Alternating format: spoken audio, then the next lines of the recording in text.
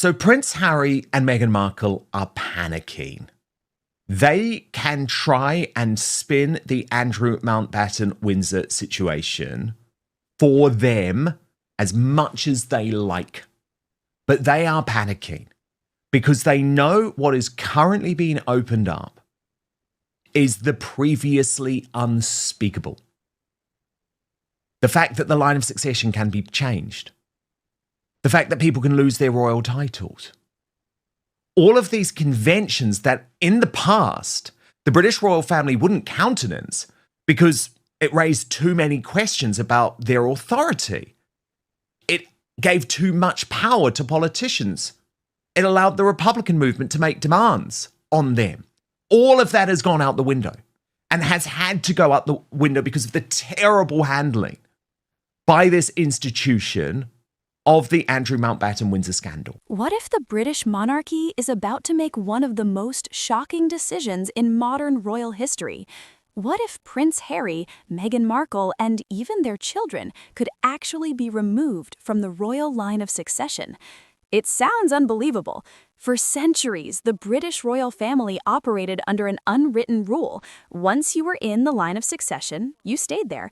No matter what scandals erupted, no matter what conflicts happened behind palace walls, no matter how controversial a royal became, the system itself rarely changed. But now, something is different. Something that was once considered impossible is suddenly being discussed openly. Before you go, something at the end might... And you know the way she has brandished her Duchess largesse. We know how she has even privately brandished her HRH behind the scenes to win over the rich and powerful, to make money. It means so much to her, which is, of course, so embarrassing, given that the reason that she wanted to go was to live a normal life. But anyway, that's by the by. Because trust me, what is happening now and what is currently being tested in the waters is painting a blueprint for William the moment that he takes the throne. Yes, he wants his father to deal with this, but if his father doesn't deal with this, he goddamn will. And the first people to go, the first people to lose their titles, the first people to be removed from the line of succession will be his brother and his two children, Archie and Lily. Just change the way you see this. If you're enjoying the video, please consider subscribing. It's completely free and it genuinely helps us create more of what you love. Stay with us till the end. You won't want to miss this. And it all started with a scandal that shook the monarchy to its core. For years, the British royal family relied on tradition and silence to survive controversies. Problems were handled privately, mistakes were buried quietly, and the system protected itself. But the scandal surrounding Prince Andrew forced the palace to confront something it had avoided for decades: public accountability. When the Andrew controversy exploded across... And I think, according to Taz, made a really good point about this, actually, and how in a modern royal family, and I use that word modern because we know William wants to modernize, and trust me, I understand that lots of you are like me and are nervous about this and think, oh gosh, are we just going to end up like a European monarchy with that tiny little family and no big balcony scenes? But I think because of what's happened over the past few weeks, we've got to go with his vision, actually. I've really even changed my own view on that. And I liked the way that Tash suggested we should view royal titles in the future. She suggested on X, royal titles need to be treated as job titles. If you no longer work for the firm and were previously a working royal, excluding retirement, then the titles must be taken or handed back. Harry and Meghan were only given the dukedom as a job position because they promised the Queen, that's the late Queen, they wanted to serve the country. They lied. They have since gone on to use those titles for financial gain, and they have also tried to damage the very institution and family who gave them those titles.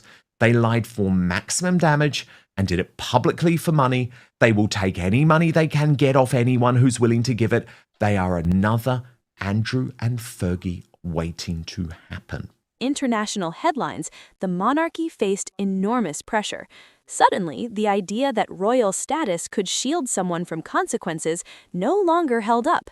Andrew lost military titles, he lost royal duties, his public role vanished almost overnight, and that moment changed the conversation forever.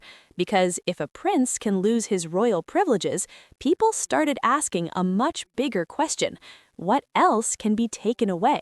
For the first time in modern history, the public began discussing the possibility that royal status itself might not be permanent, that titles, positions, and even places within the royal system could change if circumstances demanded it.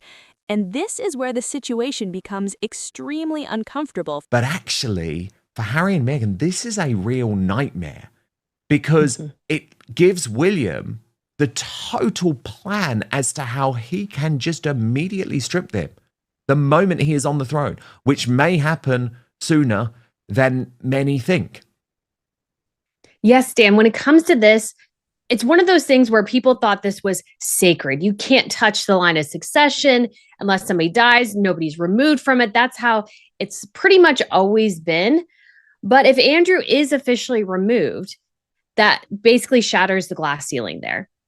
Maybe a bit of a different analogy, but it basically opens the door for this possibility to happen to others, because now it's no longer sacred. Now it's done, and nobody really seemed to care. And so it makes it much easier to do again.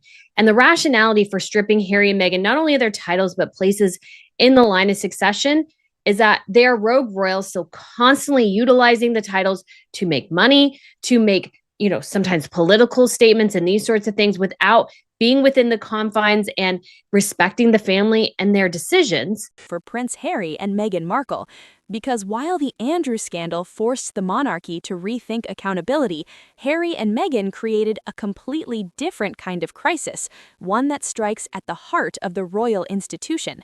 Back in 2020, the world watched as Prince Harry and Meghan Markle made a dramatic decision. They stepped down as senior working royals. They left the United Kingdom and they moved to California to start a new life. At the time, the palace tried to reach a compromise. Harry and Meghan would stop performing royal duties, but they would keep their titles, the Duke and Duchess of Sussex. The arrangement was meant to create peace, but peace never really arrived.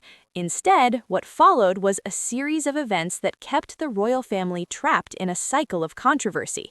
First came the interviews, then the media deals, Netflix, Spotify, documentaries, podcasts, and of course, But also, we've seen with Andrew what happens when you have a rogue element or somebody who is not following the directives and these sorts of things, who can bring down the entire institution through a series of very bad decisions. And although Harry and Meghan's, I think, will manifest differently, Andrew and Sarah are a reflection of what Harry and Meghan will most likely become.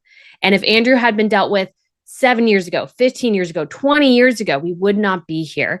And so William, when he gets on the throne, I hope, if Charles hasn't done it, that the first thing he does is just take Harry and Meghan out, just officially remove them. That's what they've sort of stated they wanted. Just do it and protect the institution in the future. We don't need these distractions. 100%. But what I hope is actually happening is that Charles is starting to wake up and realize, some of these things that William has been advising for 7 years would have actually protected our position if I'd gone through with them.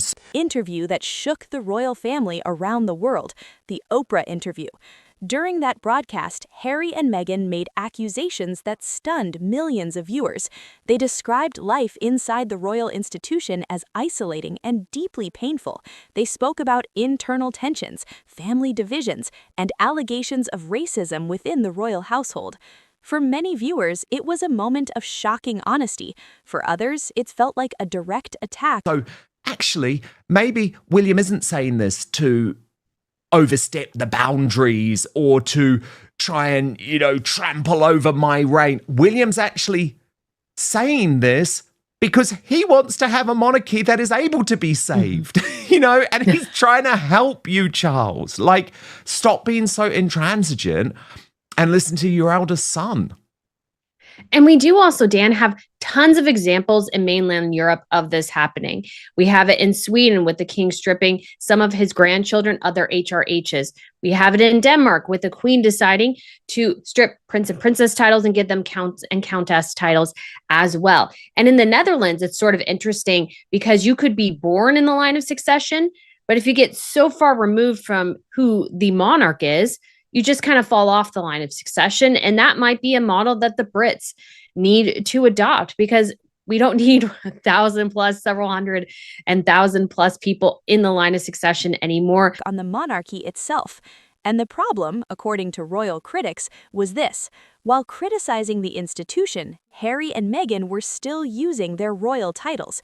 Every interview, every media appearance, every red carpet event, the words Duke and Duchess of Sussex remained attached to their names, and that created a contradiction that many within royal circles found increasingly difficult to ignore. Because how can someone leave the monarchy, criticize the monarchy, and still benefit from the prestige of being royal? That contradiction has quietly fueled debates behind palace walls for years. And according to several royal commentators, Prince William has been paying very close attention.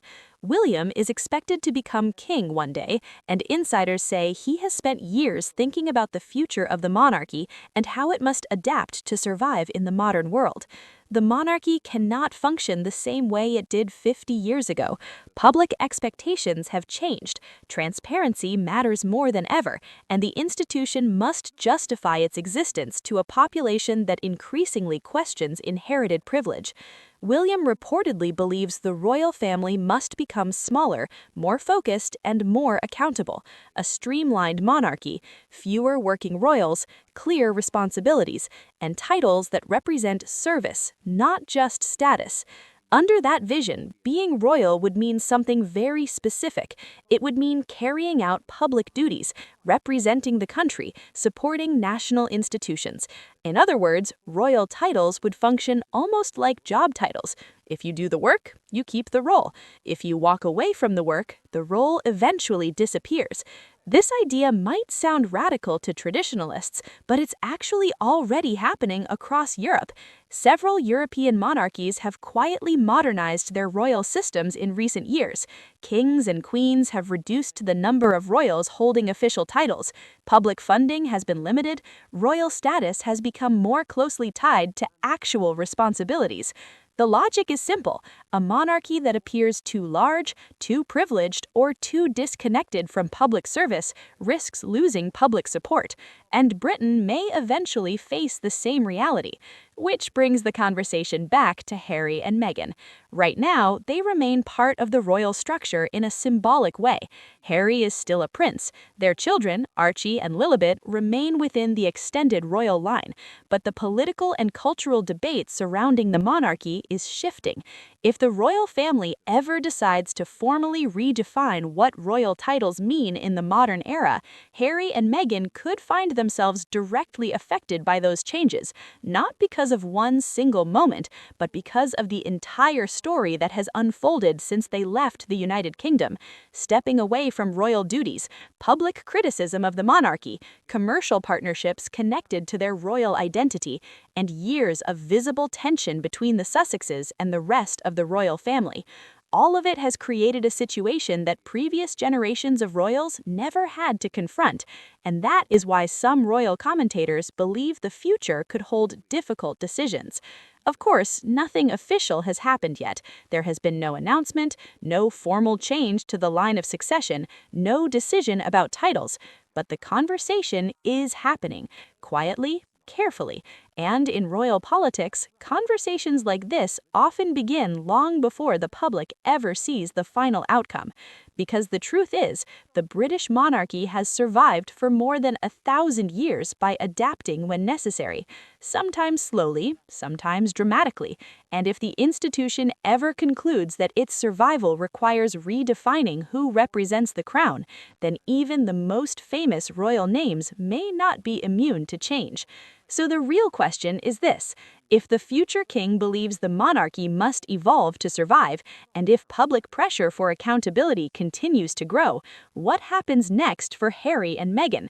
I think the Brits need to look to their counterparts to see how they've modernized in particular ways and how successful or maybe not successful those have been, and adopt similar stances, because I think that is the route of the future. Will the Sussex titles remain part of the royal structure, or could the next chapter of royal reform rewrite the rules that once seemed untouchable? The answer may shape the future of the monarchy itself.